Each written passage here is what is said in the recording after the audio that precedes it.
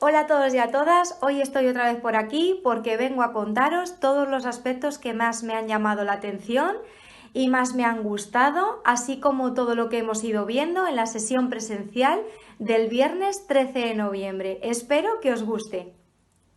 Lo primero que hicimos en esta sesión fue que el docente nos mostró un vídeo llamado El diseño de entornos digitales y los enfoques de aprendizaje. A mí personalmente me ha gustado mucho este vídeo porque se explican muy bien los dos enfoques de enseñanza-aprendizaje y además también me ha servido para reflexionar sobre la práctica educativa que desarrollaré el día de mañana en un aula. Voy a explicar el primero. El primero de los enfoques se llama enfoque de aprendizaje por recepción, entorno expositivo e informativo. Esto es cuando el docente prepara una información que el estudiante recibe. Esa información está bien organizada, estructurada y además es fácilmente asimilable por el estudiante. Yo lo he denominado así. El docente genera información. Respecto a este enfoque, es el que yo he vivido en toda mi etapa educativa. Por ejemplo, cuando iba al colegio hasta hace bien poco y el docente estaba en el aula y nos explicaba las lecciones para luego nosotros hacer un examen. Y ahí se acababa todo. En alguna ocasión, pues podías establecer un vínculo con el docente más allá de lo educativo. Y en mi caso, eso sí que me ha pasado y es el día de hoy cuando voy por ahí y me encuentro con algún docente y hablamos sobre los estudios, nos contamos las cosas y demás. El segundo enfoque es el llamado enfoque de aprendizaje por descubrimiento, entorno para la actividad constructivista. Este enfoque es cuando se produce cuando el alumno es el que construye su propio conocimiento y además interacciona con los objetos o con las situaciones. Se podría decir que el estudiante interacciona con los objetos y los descubre. Respecto a este enfoque, se podría decir que a mí el día de mañana me encantaría poder utilizar en el aula en la que yo esté trabajando. Puesto que creo que como docentes tenemos que plantear a los niños problemas, situaciones, tanto en formato de texto como audio, como visual. Es decir, hay que ofrecerles una combinación para que puedan trabajarse estos tres campos, siendo nosotros unos guías, pero dejándoles que sean ellos los verdaderos protagonistas, proporcionándole todo tipo de actividades y herramientas y con eso también comprobaremos qué es lo que sabe el alumno y en qué nosotros nos debemos detener para hacer hincapié en ello. En los dos enfoques se muestran una serie de diferencias. En el primero, en el enfoque de enseñanza expositivo, lo que nos dice este enfoque es que presenta la información o contenido en formato texto, audio o visual. Presenta también actividades de aplicación de esa información. Y por último, comprueba si el alumnado ha aprendido o no la información. En el segundo enfoque, en el enfoque constructivista, nos dice que este plantea un problema o proyecto en formato texto, audio o visual. También ofrece las orientaciones y recursos para resolver el problema o el proyecto. También solicita al alumnado la realización de una serie de actividades buscando, seleccionando la información con la que estén trabajando y por último se comprueba si el alumnado ha aprendido o no la lección. Después de ver el vídeo sobre los enfoques y las principales diferencias, el docente nos ha mostrado otro vídeo llamado Creación de un aula del futuro en un centro educativo. Este vídeo lo ha realizado un centro en concreto. Es un centro de la ciudad de Ceuta que ha implementado un nuevo proyecto educativo en sus aulas. El CEIP lo ha hecho con una doble finalidad. Por un lado, generar expectación en la comunidad educativa y por otro, ver cómo rediseñando los espacios se pueden generar estilos de enseñanza y aprendizajes diferentes. Además, quieren dar un mensaje a todo a todos los centros y a todas las personas, que es que cada aula debe de ser un aula de futuro. Ahora voy a explicar cómo ha ido cambiando el centro una de sus aulas. Lo que han hecho ha sido dividir el aula en varios espacios. El primero de esos espacios es el espacio presentar. Este es una zona destinada a que tanto docentes como alumnos presenten los trabajos que estén llevando a cabo. El espacio investigar es una zona dedicada a desarrollar las habilidades de la resolución de los problemas, trabajar con la robótica y hacer investigaciones. Para crear este espacio lo que hicieron fue colocar 2 mesas alargadas, también incorporaron microscopios y rescataron algunos portátiles que trabajaban con el programa 2.0. El espacio desarrollar es un lugar tradicional de trabajo. Entonces lo que hicieron fue también juntar 2 mesas con el objetivo de ganar amplitud y de que todos los alumnos pudiesen trabajar juntos de manera colaborativa. El espacio crear es una zona dedicada a grabar los vídeos que quieran. Con esto se potencia las habilidades comunicativas y así como la creatividad. Lo primero que hicieron fue colocar papel continuo y después pintaron el aula de color verde. Incorporaron focos para mejorar la calidad de los vídeos utilizando la técnica del chroma key. El espacio de intercambiar es el propio aula, es decir, donde se producen las interacciones entre los niños y de estos con los profesores. El profesor lo que hace es pasar a un segundo plano, es decir, es el guía y orienta en todo el proceso de aprendizaje al alumno.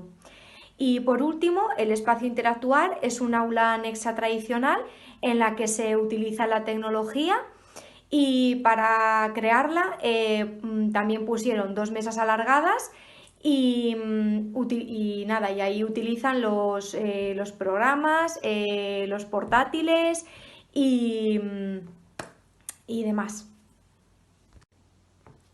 Bueno, este vídeo me ha gustado muchísimo.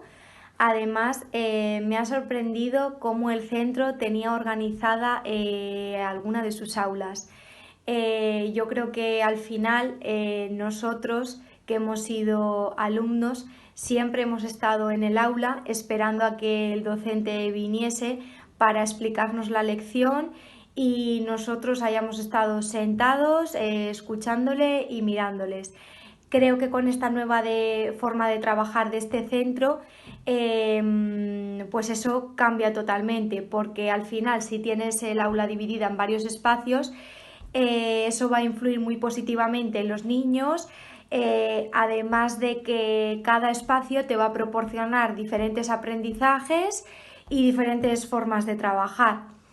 También me ha gustado mucho que los niños se puedan mover del aula de un lado para otro. Esa es una diferencia que tienen respecto a nosotros y me ha gustado mucho y además coincidiendo con lo que dice el director, que a pesar del gran sacrificio y el esfuerzo y todo lo que ello ha llevado, al final con la participación de todos han logrado sacar este proyecto adelante. Y eso yo creo que es lo más importante y con lo que hay que quedarse. A continuación, el docente nos ha lanzado una pregunta que decía: ¿creéis que os enseñan con las TIC? En mi humilde opinión, creo que no. Yo cuando era pequeña y iba a primaria, bueno, igual alguno de mis compañeros se lo han hecho en infantil, pero vamos, yo en mi caso, cuando iba a primaria, nos llevaron a la sala de informática, a mí y a mis compañeros, y nos dijeron, bueno, nos enseñaron una serie de ordenadores, cada uno con su ratón y con su torre. Y nos dijeron que estos ordenadores iban a ser utilizados para hacer juegos o hacer trabajos en programas como Word, Excel, PowerPoint o Prezi. Así que considero que no nos enseñan con las TIC. Sí que es cierto que hoy en día y cada vez más en las aulas pues hay tablets, pero enseñar como tal creo que no. Después el docente, con ayuda de un PowerPoint, nos ha mostrado los 5 consejos para enseñar a formar de forma crítica a nuestros alumnos. Estos consejos son destinados a los padres, pero también considero que son muy válidos para los docentes. El primero de esos consejos es fomentar el amor por el conocimiento.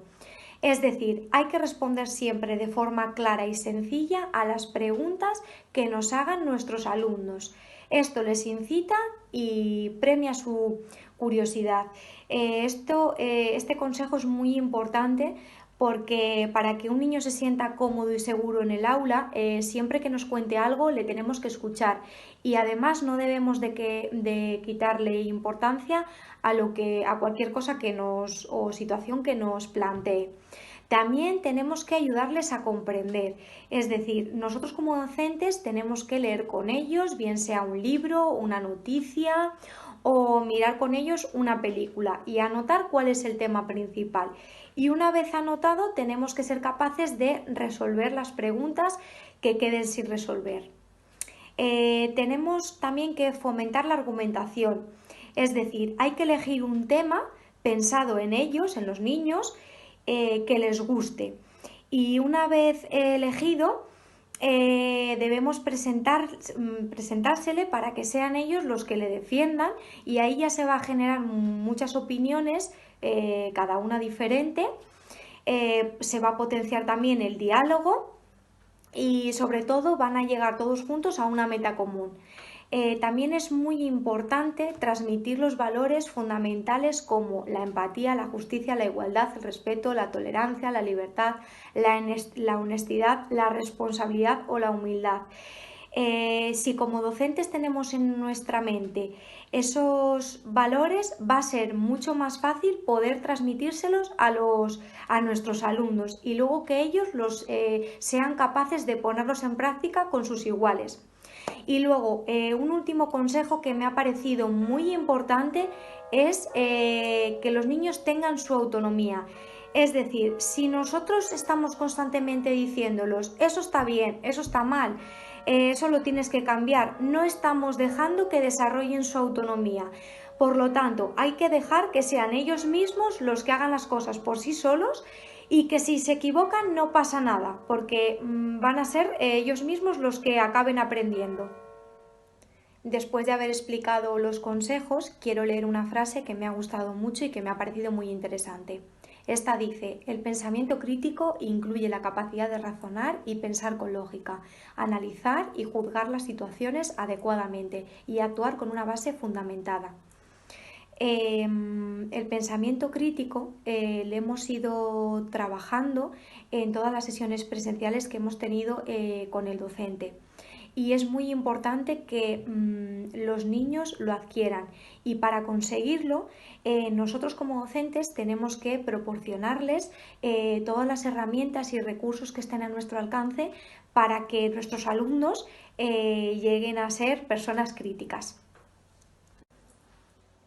Ya para ir terminando con la sesión, el docente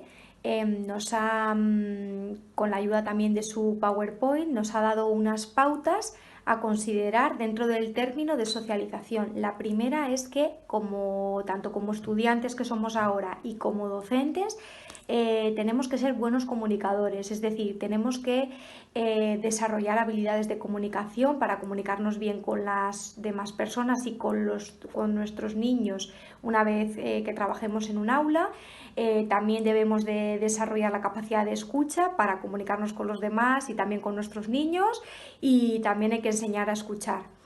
El conocimiento surge de la interacción de las personas, es decir, si somos capaces de promover el diálogo con otras personas obtendremos buenos aprendizajes. Esto es muy importante porque al final todos aprendemos de otros y los otros aprenden de nosotros. Es muy necesario también desarrollar entornos virtuales.